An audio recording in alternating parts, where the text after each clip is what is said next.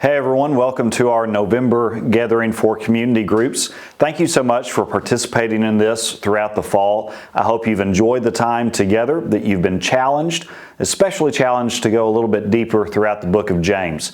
I'm interested in having your feedback about how this has gone for your groups, if it's been easy to be able to discuss these topics, and if you've really had the benefit of living with the text a little bit more as you've prepared for these gatherings.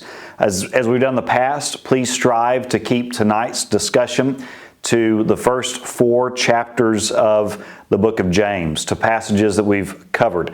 Now this month is a little bit different because we had Brother Ricky preach for us a couple weeks ago, and then we've had some special services. So really, there's only one new passage of Scripture for us to introduce tonight, and that's James chapter 4, verses 11 and 12.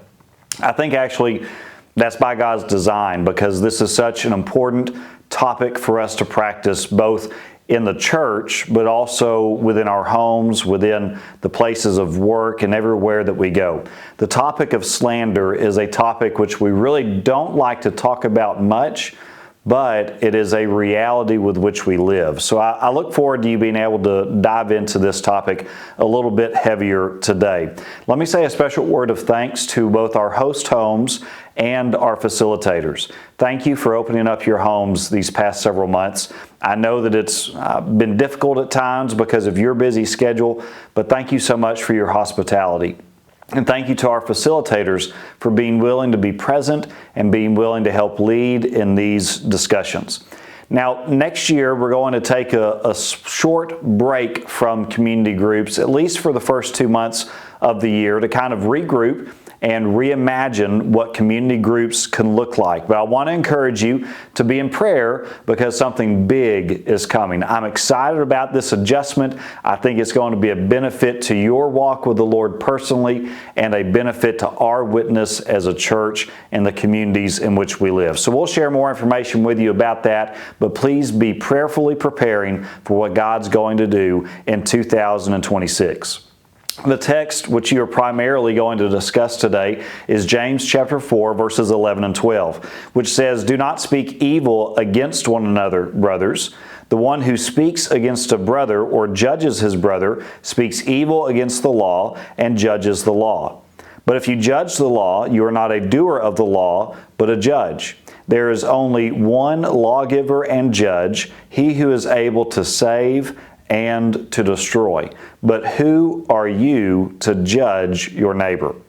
The main idea for this text that we shared on Sunday when it was preached is to employ speech which enhances rather than diminishes your fellow believer's reputation. We spoke about some of the truths about slander, that it exists, that it diminishes, that it is improper, and ultimately that it is sin. And I'd love for you to talk about those a little bit, but I want to encourage you to speak graciously and to speak gently.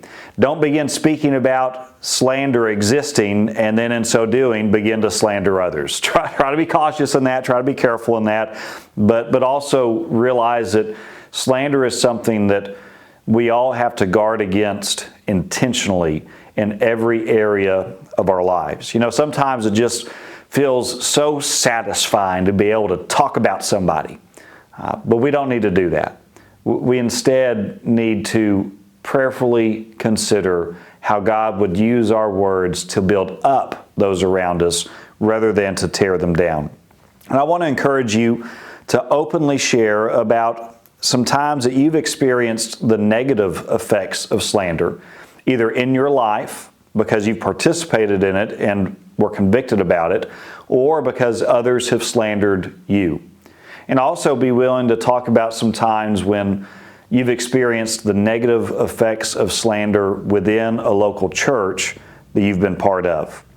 And I think a really important question for us to talk about is this: how can we hold one another accountable to refuse the practice of slander in Lake Fork Baptist Church? How can we practically encourage one another and hold one another accountable about not practicing slander among our church family? And then you'll spend some time, I hope, discussing Proverbs chapter 27, verse 6. This verse helps us to understand the difference between criticism and slander. Proverbs 27:6 says, "The wounds of a friend can be trusted, but an enemy multiplies kisses." There are some who want to help you. They have a desire. That's the friend. Then there are some who want to hurt you. They have an agenda. That's the enemy. How can we learn to make sure that we are being a friend to one another with our criticisms rather than being an enemy to one another with our slander? And then I really want you to consider this. Consider it in your own life and consider it for what it means in our church life. Why is it important to ask forgiveness from those you have slandered and from those to whom you have slandered others? Whenever God's Spirit convicts us of slandering someone else, why is it important to ask for forgiveness from the one we slandered, but also to go to those to whom we have slandered someone and say, "Hey, I really shouldn't have been saying those things. I'm sorry for doing that. It was a sin." So I hope you enjoy the time. Be encouraged, be open, be gracious, but also be faithful.